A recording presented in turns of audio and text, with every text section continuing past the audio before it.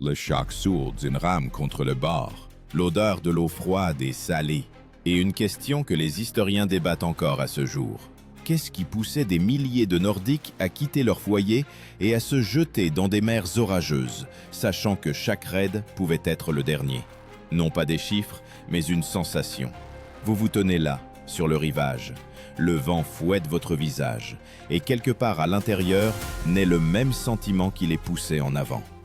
Mais il y a un détail qui ne deviendra clair qu'à la toute fin de cette histoire, et il est capable de bouleverser la perception des motivations des Vikings.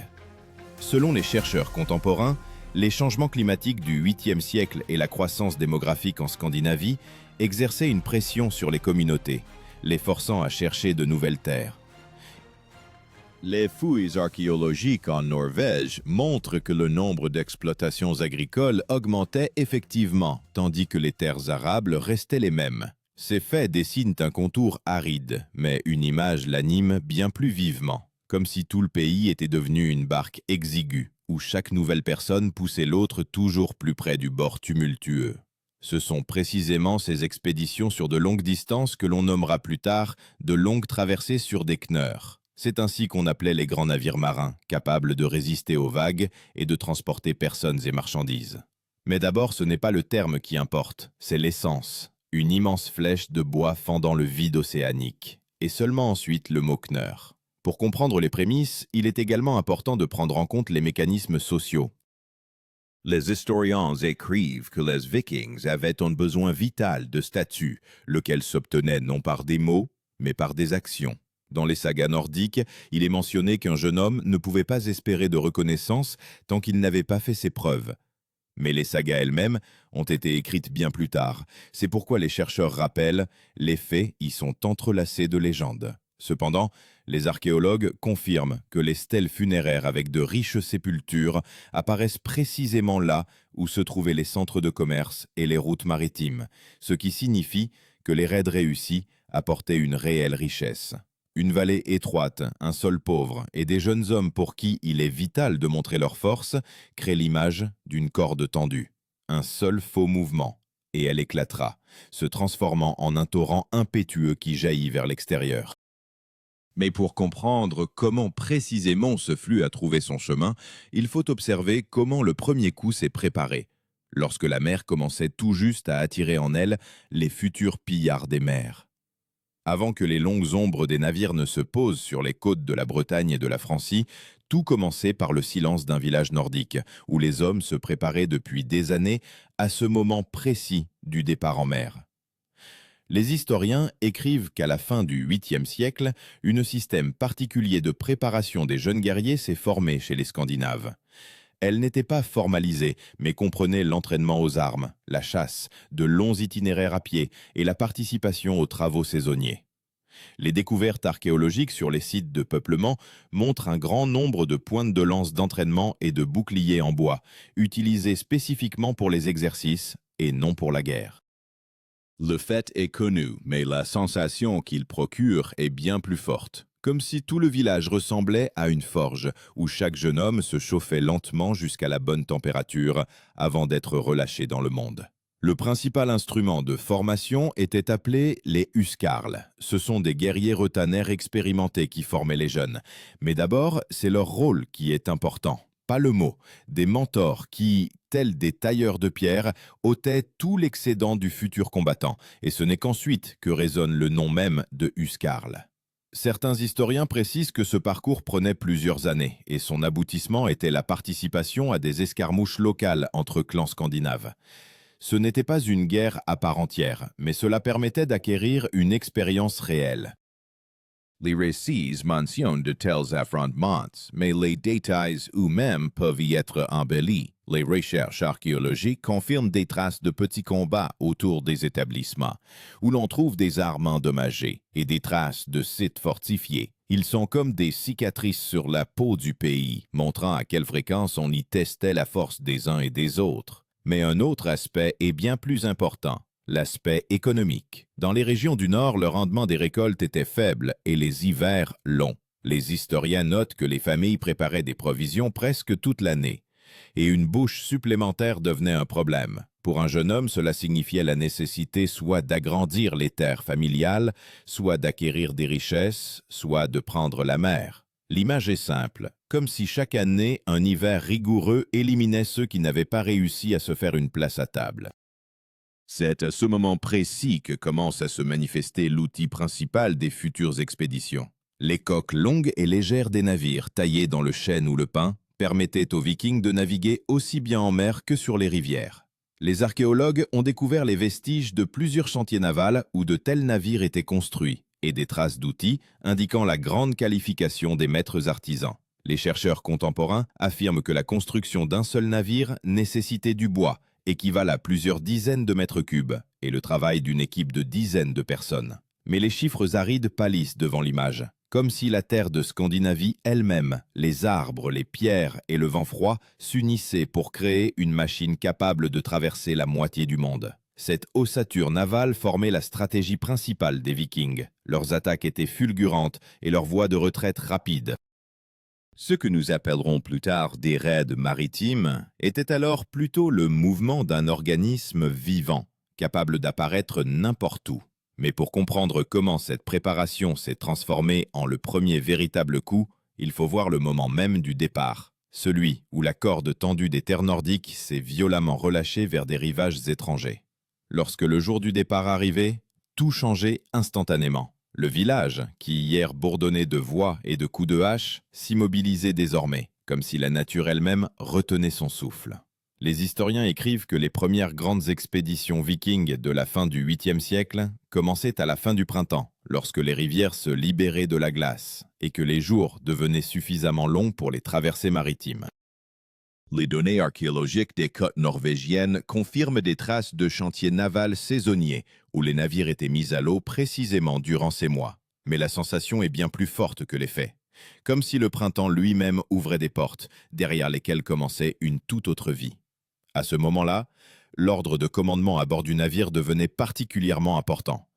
Il était incarné par des hommes dont le rôle se faisait d'abord sentir dans chaque mouvement de l'équipage, et ce n'est qu'ensuite que leur nom était prononcé. Les timoniers, que les Scandinaves appelaient steermen. Ils ne se tenaient pas à la barre elle-même, comme le capitaine d'un navire moderne, mais plus près du milieu, tenant le long gouvernail de bord, comme la colonne vertébrale d'une bête vivante qu'il fallait diriger. Les historiens notent que chaque navire pouvait transporter plusieurs dizaines de personnes. Selon les estimations des chercheurs, les premiers modèles pouvaient accueillir environ 3 dizaines ou un peu plus de guerriers, bien que les chiffres exacts dépendaient du type de navire. Ces hommes devaient travailler comme rameurs, combattants et éclaireurs, remplissant des fonctions qui seraient aujourd'hui réparties entre différents spécialistes.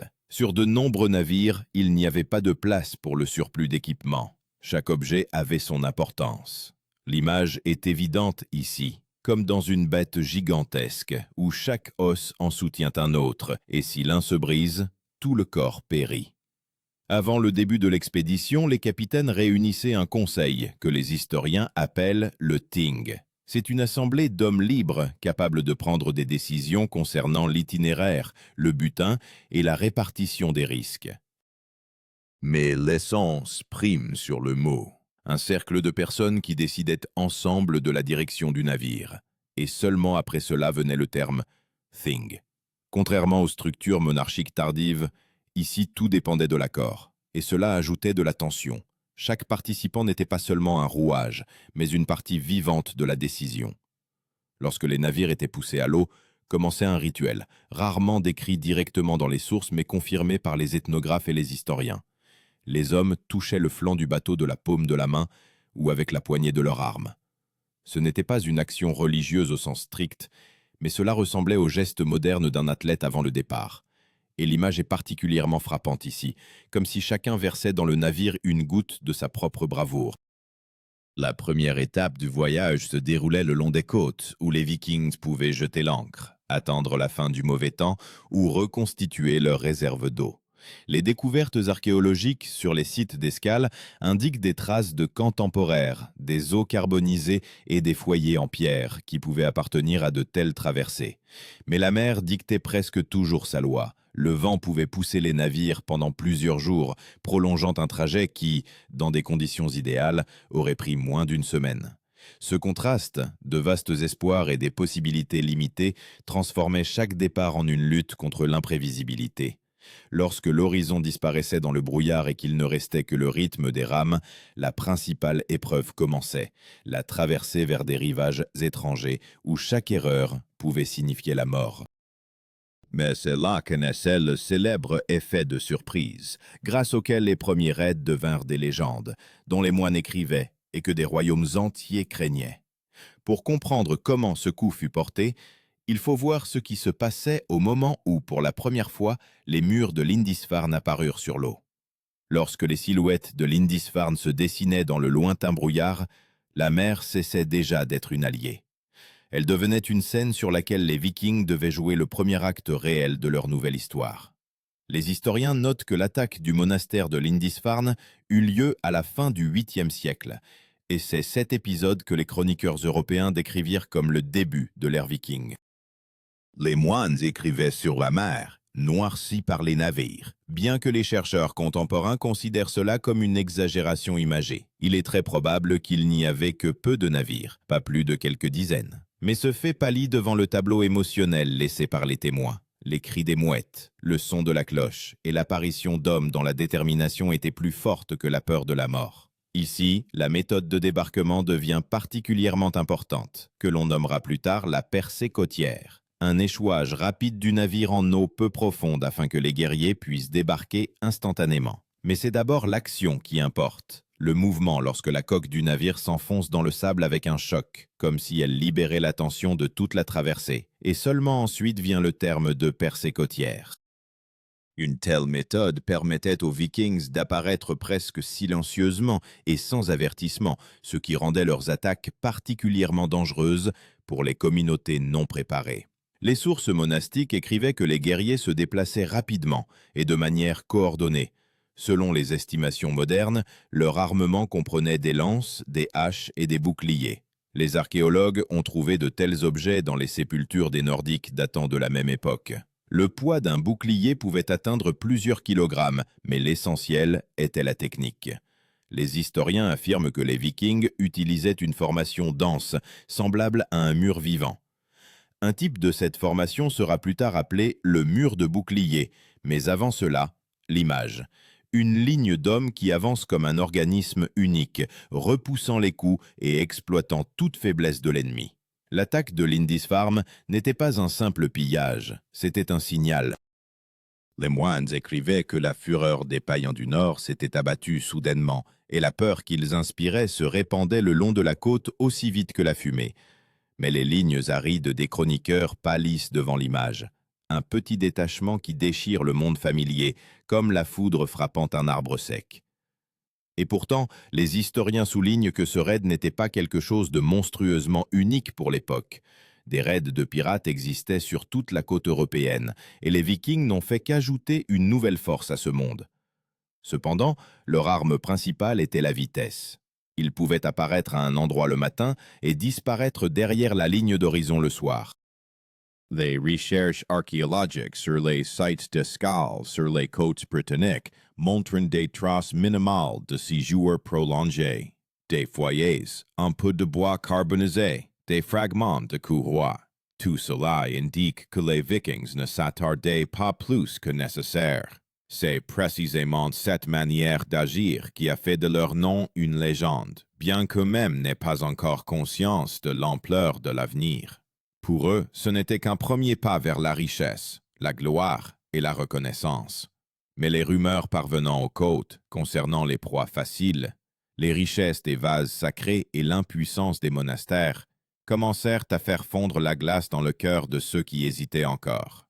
Ainsi, un nouveau flux d'hommes se préparait à prendre la mer, et les coups deviendraient bien plus puissants que celui que les murs de Lindisfarne avaient vu. Après Lindisfarne, le monde ne pouvait plus retrouver son rythme. Les rumeurs se propageaient plus vite que les navires, et chaque royaume le long de la côte commençait à sentir, comme si une main se cachait dans le brouillard, prête à porter un nouveau coup. Les historiens notent que peu après les premiers raids, Les Vikings commencèrent à agir de manière plus organisée. Ils rassemblaient de grandes troupes, unissant des hommes de différents fjords. Les chercheurs contemporains estiment qu'au début du IXe siècle, de telles formations pouvaient compter plusieurs centaines de guerriers, bien que les chiffres exacts restent sujets à débat.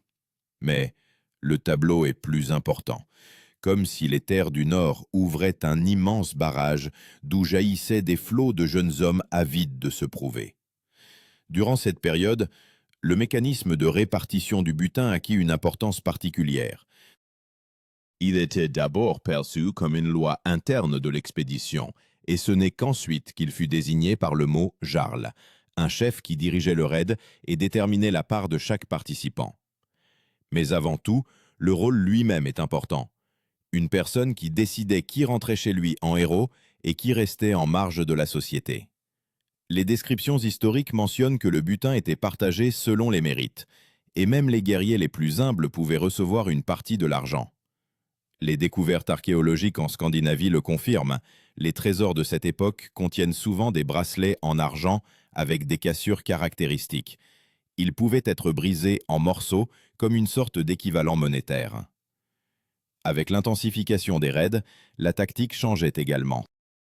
Les historiens écrivent que les Vikings n'agissaient pas seulement depuis la mer. Ils utilisaient les rivières comme des routes, permettant à leurs navires légers de pénétrer profondément à l'intérieur des terres. Les vestiges de navires, trouvés dans les tourbières danoises et les fjords norvégiens, confirment le faible tirant d'eau des embarcations, grâce auquel elles pouvaient passer là où des bateaux plus lourds se seraient échoués. Le sens de ce fait est simple. Les Vikings transformèrent le paysage européen en leur propre réseau de voies. L'image qui naît ici est presque cinématographique, comme si ce n'étaient pas les eaux des rivières qui coulaient dans les veines du continent, mais les lignes d'acier de leurs itinéraires. Lorsque les troupes devenaient plus importantes, elles nécessitaient une coordination. Les historiens mentionnent que des corps sonores étaient utilisés pour transmettre des signaux. Mais la sensation est plus importante, un son grave et vibrant qui pénètre jusqu'aux os, forçant chacun à savoir « il est temps de bouger ». Et seulement ensuite le terme, qui se fixera plus tard comme corps de guerre. Son son pouvait signifier tout, attaque, rassemblement, alerte. Pour ceux qui l'entendaient pour la première fois, il ressemblait au rugissement d'une bête immense sortant de la forêt. Les premiers raids d'envergure ont révélé un avantage surprenant des Vikings, leur capacité à changer de stratégie en fonction du terrain. Les chroniques rapportent que les Nordiques évitaient parfois les forteresses et les villes, préférant attaquer les monastères, les bourgs commerciaux et les riches domaines. Mais lorsque l'objectif était réellement important, ils n'hésitaient pas. Un de ces épisodes concerne les attaques sur la côte franque. Les sources indiquent que le roi des Francs fut contraint de fortifier les ports et d'introduire des garnisons supplémentaires.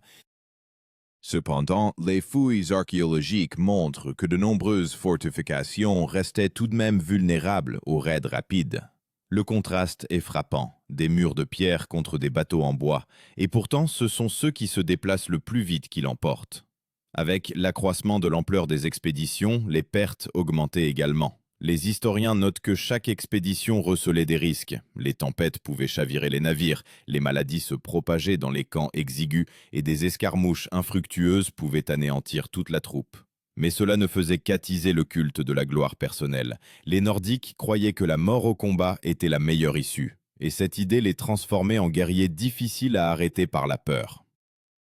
L'image ici est particulièrement puissante, comme si chacun d'eux se tenait au bord d'un abîme, mais voyait non pas une chute, mais une possibilité de s'envoler. Les Vikings commencèrent à construire des camps de longue durée en terres étrangères. Les historiens appellent de tels camps des crudes, des bases fortifiées temporaires, où les troupes pouvaient hiverner, réparer les navires et préparer de nouveaux raids. Mais c'est d'abord leur fonction qui est importante, un refuge au milieu d'un monde étranger, où le feu des campements raccourcit la nuit et les murs, hâtivement construits en bois et en terre, deviennent la seule protection.